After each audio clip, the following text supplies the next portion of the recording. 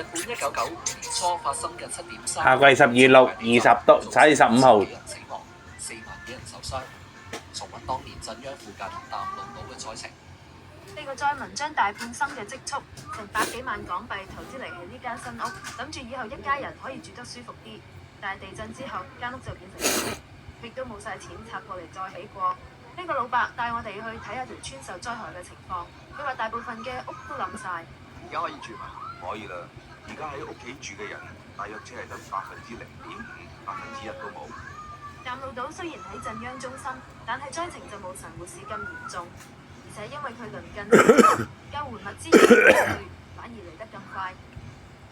望住呢啲景色，我哋都估唔到震央就喺附近。